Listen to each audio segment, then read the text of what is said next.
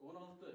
Жогоруда текшерүүнүн негизинде Кыргыз Республикасынын жаратылыштык коргоо мыйзамында иштелген бузуулардын жана өндүрүшкө компаниялардын 22 кызматкери үйдө туруп түз сүйлөшүп алдык.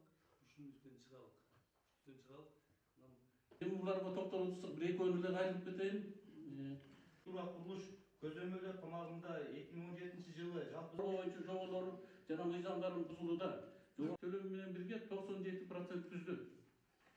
Бирөө үстүндөгү браконьерлер менен ошолор менен Таштандыларды 16.542 метр квадратка жайгаштырып келген 93 башкы органдарга 43 материал өткөрүлдү. 14.509.200 сом өндүрүлдү же 245 сомдук аныкталып 10.294.860 жергиликтүү укук органдарына өткөрүлүп берилди.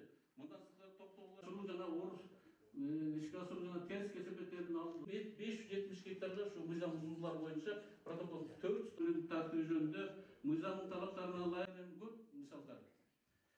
Ошондой эле 42 пункту жана 48 белгилери жер алып фарелөлүп келтирилген жалпы зыян 950 сом